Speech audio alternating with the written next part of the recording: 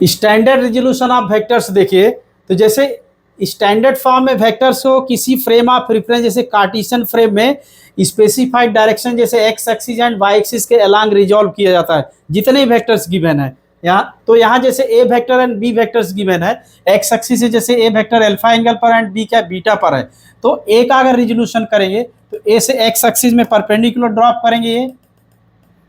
तो यहाँ से यहाँ तक ये जो लेंथ है ये एक्स कंपोनेंट यानी ए एक्स यहाँ पर रिप्रेजेंट करती है, और ये यहाँ से यहाँ तक की लेंथ क्या होगी, ये ए वाई है।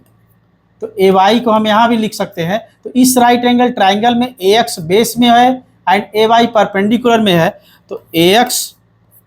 अपान ए करेंगे तो कॉस एल्फा होगा, तो A X is equal to आएगा ये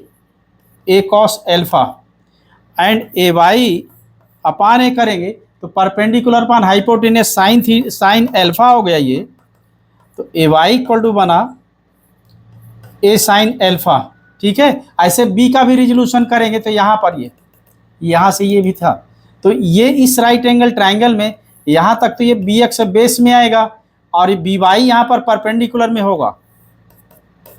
बी वाई यहाँ पर ये बी वाई है, तो बी वाई परपेंडिकुलर में बी एक्स क्या है बेस में है, तो बी एक्स डायरेक्ट भी इस तरह लिख सकते हैं चाहे, तो यहाँ बेस अपन हाइपोटेनस क्योंकि कॉस थीटा होता है तो यहाँ बीटा एंगल है, तो बी कॉस बीटा हो गया, and B Y equal to होगा ये perpendicular upon hypotenuse sign beta होगा, तो बी साइन बीटा। तो इस तरह सभी क्वांटिटीज़ का रिजोल्यूशन होगा। एग्जाम्पल्स देखिए, यहाँ जैसे प्रोजेक्टाइल मोशन का एग्जाम्पल दिखाए हैं, तो यहाँ पर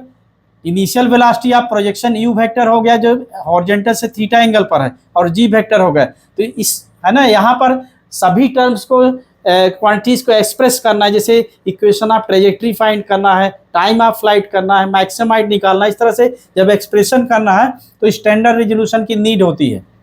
ठीक है, तो यहाँ पर यू और जी दोनों का रिजोल्यूशन करेंगे,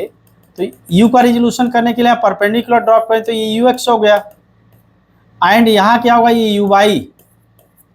वाई हम यहाँ भी लिख सकते हैं यहाँ, तो यू एक्स या बेस पर है तो बेस अपान हाइपोटेनस वही कॉस थीटा हो जाएगा, तो U X equal to U cos theta हो गया,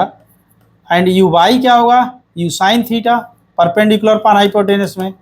अब जी का भी ऐसा नहीं कि रेजोल्यूशन नहीं लिखते, जी का भी लिखना चाहिए, तो जी क्या वाई एक्सिस के अलांग है, निगेटिव वाई में है, एक्स एक्सिस में जी का वैल्यू 0 है, तो ए एक्स कितना हो जाएगा हॉरिजॉन्टल डायरेक्शन में, एक्स एक्सिस में एक्सेलरेशन क्या होगा 0 है, and A Y equal to यहाँ निगेटिव डायरेक्शन में है तो माइनस